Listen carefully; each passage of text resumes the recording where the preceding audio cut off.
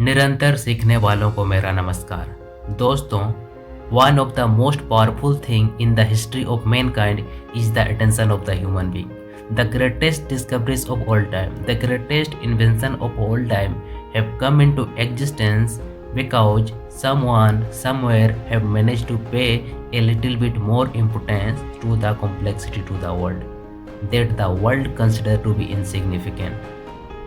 यही कारण है कि जब भी आप एक स्टैंड अप कॉमेडियन को देखते हो जो कि उनकी शानदार परफॉर्मेंस के साथ आपको हंसाने में मजबूर कर पाता है, ऐसा इसीलिए होता है क्योंकि वो हमारे जीवन के इन छोटी छोटी चीज़ों पर ध्यान देने की कोशिश करता है जिस पर हम सब कभी ध्यान नहीं देते।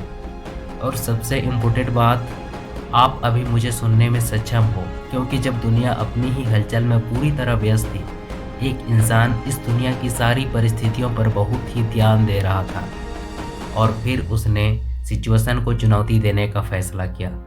अब सवाल है कि जब एक तरफ ये लोग हैं जो ध्यान देने की कला में महारत हासिल करने में कामयाब हैं, जबकि दूसरी तरफ मेरे और आपके जैसे लोग जो कि 1 घंटा के लिए भी बिना डिस्ट्रैक्ट हुए कोई किताब तक पढ़ नहीं सकते, कि आखिर हम इस ध्यान देने की कला को कैसे महारत हासिल कर सकते। अब दोस्तों, मैं इसमें कोई जीनियस तो नहीं हूँ और ना ही कोई एक्सपर्ट, लेकिन मैंने ध्यान देने के बारे में पढ़ना शुरू किया और लगभग 1 हफ्ता पहले मैंने यह लेख पढ़ा जो एक बार में ही मेरे डिस्ट्रैक्शन को देखने का नज़रिया पूरी तरह बदल दिया।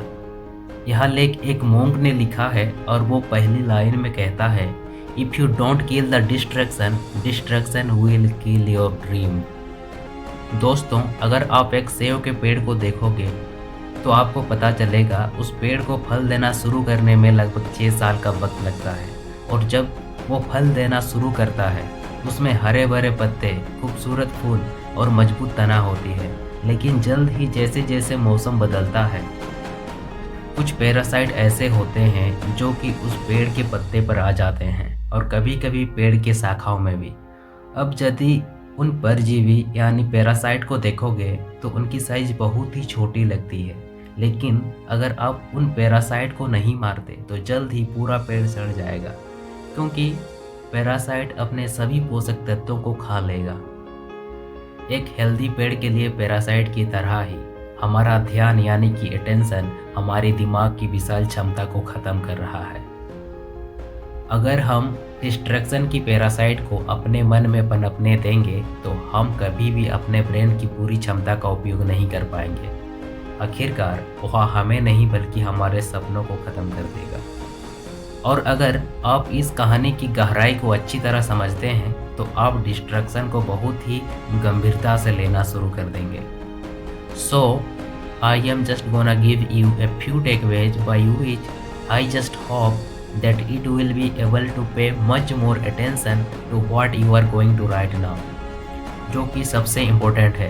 बिना किसी डिस्ट्रैक्शन के आप काम कर पाओ और अपने दिमाग की क्षमता का थोड़ा और यूज कर पाओ। ये कुछ इम्पोर्टेंट बातें हैं जो आपको जाननी चाहिए। हम लोग हर बार जब भी कोई काम चुनते हैं या जब भी कोई किताब पढ़ते हैं तो हमें समझने की ज़रूरत है कि हमारा ब्रेन लगभग हज़ारों करोड़ों न्यूरोलॉजिकल कनेक्शन बना रहा है जो इन्फॉर्मेशन को ठीक से समझ सकने में हमारी मदद कर सके और फिर इन्फॉर्मेशन को नॉलेज में बदलने के लिए और उस नॉलेज को बुद्धि में, ताकि आपकी लाइफ को बढ़ाने में आपकी मदद कर सके। और जब ये प्रोसेस एक्चुअली में हो रहा है तब तुम्हारा ब्रेन एक सुपर पावर का अभ्यास कर रहा है जो और किसी भी प्रजाति के पास नहीं है। और आखिरकार ये बहुत ज़्यादा एनर्जी खर्च कर रहा है हर एक इन्फॉर्मेशन को जो तुम ले रहे हो उसे प्रोसेस करने के लिए, क्योंकि यह हमें कभी बताया ही नहीं गया, इसीलिए हम इसे हल्के में लेते हैं। यही कारण है कि आप जिस सुपर पावर का प्रैक्टिस कर रहे हो वह रियलिटी में कभी पूरा यूटिलाइज हो ही नहीं पाता, और हमने कभी यूटिलाइज भी नहीं किया क्योंकि हम कभी ध्यान नहीं दे पाते। और सबसे बड़ी सवाल है, इस प्रॉब्लम का जड़ क्या है और हमें इसे कैसे निपटना चाहिए। पर सबसे पहली बात, हमें यह समझना होगा कि एक्चुअली आपके आसपास की टेक्नोलॉजी कैसे काम करती है। लोग और कंपनीज बिलियन डॉलर खर्च कर रहा है यह श्योर करने के लिए वे इंस्टाग्राम या टिकटॉक को आपकी लाइफ स्टाइल का हिस्सा बना सके। यह कोई कोइंसिडेंस नहीं है कि जब भी तुम्हें बोर लगता है तुम इंस्टाग्राम ओपन करते हो। यह कोई कोइंसिडेंस नहीं है कि जब भी तुम रेस्टोरेंट में हो या तुम्हारे दोस्तों के साथ बात कर रहे हो या और किसी के साथ हो, and when you feel out of conversation you open up Instagram. ये कोई कोइंसिडेंस नहीं है बल्कि एक स्ट्रेटजिक मूव है जो दुनिया के बेहतरीन बिहेवियरल साइंटिस्ट ने बनाई है। और यह कोई बुरी चीज़ नहीं है क्योंकि बिजनेस इसी तरह से काम करती है। बट यह बुरी चीज़ तब बन जाती है जब आपके लाइफ के साथ इतना गहरा रिश्ता बना लेता है कि आपके प्रोग्रेस के लिए रुकावट बन जाता है। और इस काम में आप ही खुद मदद करते हो, ना कि Instagram. So here is a very simple 3-step procedure why I have been able to focus on my work, and I just hope that it will also help you to focus on your work. तो सबसे पहली चीज़ जो आपको करनी है, आपके phone के सारे एप्लीकेशन को 3 कैटेगरी में बांट दीजिए। फर्स्ट कैटेगरी, इसे आप इम्पोर्टेंट कह सकते हैं। सेकेंड कैटेगरी, इसे not so important. And third category, not at all important. अब मैंने नॉट एट ऑल इम्पोर्टेंट की कैटेगरी में जोमेटो, स्विगी, अमेज़न, फ्लिपकार्ट इन सारे एप्लीकेशन को रखा है। अब इन थर्ड कैटेगरी के सारे एप्लीकेशन के नोटिफिकेशन बंद कर दीजिए। अब शायद आप सोच रहे होंगे कि जोमेटो तो इंस्टाग्राम की तरह नहीं है जहां पर हम मस्ती कर पाएँ, तो जोमेटो की नोटिफिकेशन को क्यों बंद करें। ऐसा इसीलिए क्योंकि जब भी आप कोई इम्पोर्टेंट काम कर रहे होते हो तभी आपके फ़ोन में एक जोमेटो का नोटिफिकेशन आता है। फिर जब आप फ़ोन को ओपन करते हो तो पता चलता है कि आपका दोस्त का कॉल आया हुआ है। देन आपके दोस्त आपको बताते हैं कि यार तूने इंडिया और पाकिस्तान का मैच देखी, यार क्या ज़बरदस्त का मैच था, विराट और पांड्या ने क्या ज़बरदस्त का पारी खेला, यार तुम्हें देखना चाहिए था। फिर आप सोचते हो चलो व्हाट्सएप खोल के देख लेते हैं। फिर आप व्हाट्सएप ओपन करोगे, वहाँ देखते हो कि आपके दोस्त स्टोरीज डाल रहे हैं, तो आप सोचोगे कि चलो अच्छा देख ही लेता हूँ कि यूट्यूब में क्या हुआ। और यूट्यूब में जाने के बाद आप देखते हो एक वीडियो, फिर 2, फिर 3, उसके बाद क्या पता आपको ये देखने को मिल जाए। A few moments later. चल खोल इसको, फिर चल रहे हैं। चल रहे पक्का चलेगा? हाँ पक्का चल रहा हूँ। चल तो फिर ठीक है। खोल जल्दी कपड़े खोल। आजा इधर पीछे आजा। अरे हाँ हाँ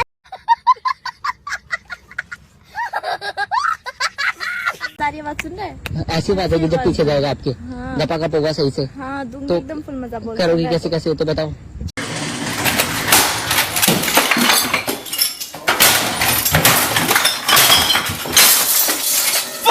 And this is the reason why you have to turn off all the notification of Zomato and all other application which give you an excuse to pick up your phone.